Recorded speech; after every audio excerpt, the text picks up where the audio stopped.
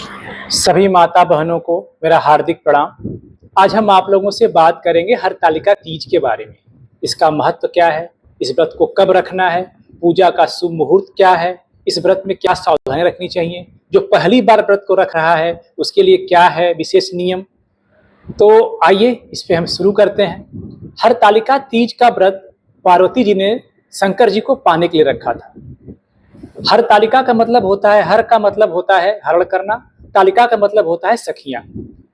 जब पार्वती जी के पिताजी हिमालय ने उनका विवाह श्री विष्णु से तय कर दिया था, जबकि पार्वती जी शिव जी को ही मन अपना पति मान चुकी थी।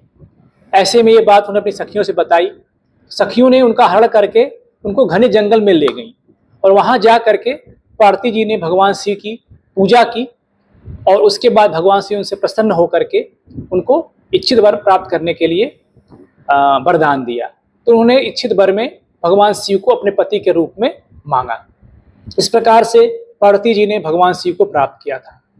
तो ये जो व्रत होता है सनातन धर्म का महिलाओं के लिए सबसे कठिन व्रतों में से एक माना जाता है।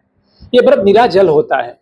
इस व्रत में महिलाएं पूरे दिन भर बिना जल और अन्न के उपवास करती हैं, रात भर बिना जल और अन्न के रहती हैं और दूसरे दिन सूर्योदय के बाद इस व्रत को तोड़ती हैं। तो ये बहुत ही कठिन व्रत होता है, खास तौर से उनके लिए जो पहली बार इस व्रत को रखती हैं। तो आपको ये ध्यान रखना है, जो लोग पहली बार इस व्रत को रख रहे हैं उनको संयम रखने की जरूरत है। इस बार ये जो व्रत है ये 26 अगस्त दिन मंगलवार को रखा जाएगा और इसका जो पारण होगा वो 27 अगस्त दिन बुधवार को किया जाएगा। अब हम आते हैं कि आपके पूजा का शुभ मुहूर्त क्या होगा। वैसे तो तीज व्रत की पूजा प्रदोष काल में बहुत ही उचित मानी जाती है, परंतु तृतीया तिथि खत्म होने के कारण इसकी पूजा सुबह करने का विशेष महत्व होगा। 26 तारीख को दिन मंगलवार को आपको सुबह 6 बजे से लेकर के 8:30 बजे तक का जो मुहूर्त है ये तीज पूजा के लिए बहुत ही शुभ मुहूर्त है। इसमें पूजा करनी कैसे है, आप लोग ब्रह्म मुहूर्त में उठ करके जल पी लीजिए, उसके बाद नहा धो करके स्वच्छ होकर के अच्छे वस्त्र पहन लीजिए, जो भी आप श्रृंगार करती हैं श्रृंगार कर लीजिए। 16 श्रृंगार का बहुत महत्व होता है इस पर्व में। उसके बाद आप हाथ में जल लेकर के संकल्प लीजिए कि अपना नाम, गोत्र, स्थान, भाद्रपद शुक्ल पक्ष तृतीया तिथि, मैं जो भी आपका इच्छित वर हो, पति के दीर्घायु, पति की मंगल कामना, पति के स्वास्थ्य या जो कुंवारी कन्याएं हैं, अविवाहित कन्याएं हैं, वो मनवांछित वर की प्राप्ति के लिए इस व्रत का अनुष्ठान करेंगी और उसमें ये बोलेंगे इस इच्छित वर प्राप्ति के लिए हम इस व्रत का संकल्प करते हैं।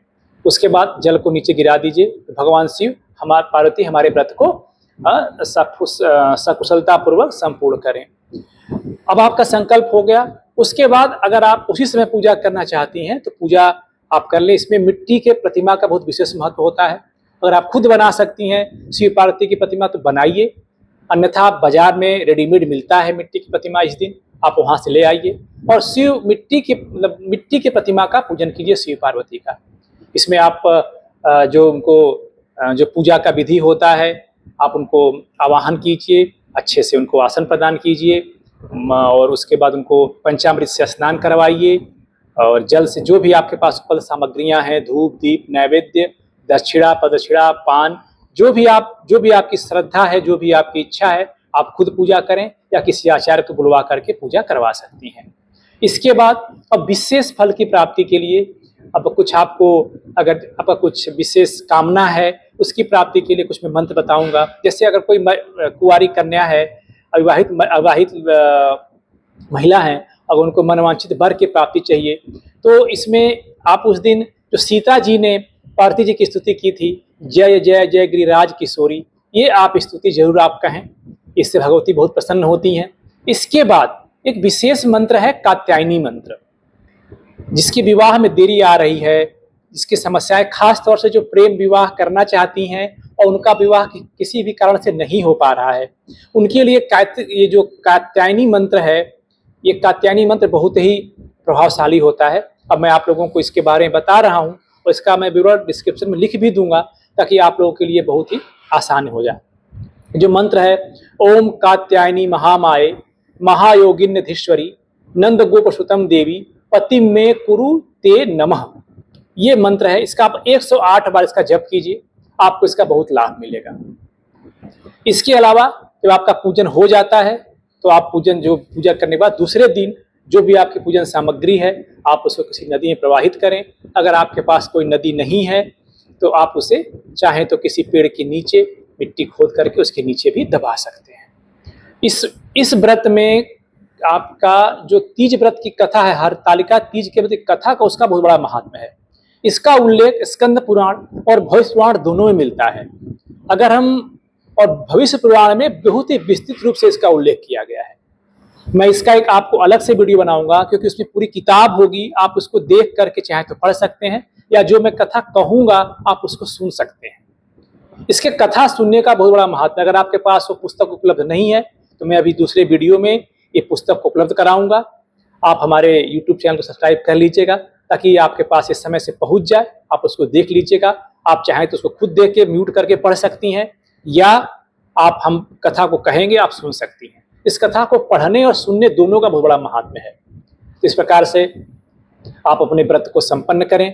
भगवान भोलेनाथ और पार्वती माता आप लोगों के साथ सारी मनोकामनाएं पूर्ण करें।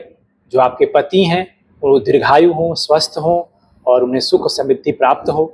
जो लोग कुंवारी हैं, जो अभी जिनकी अविवाहित कन्याएं हैं, उनके लिए जो भी उनके मन में इच्छा हो उनको मन में वर प्राप्त हो।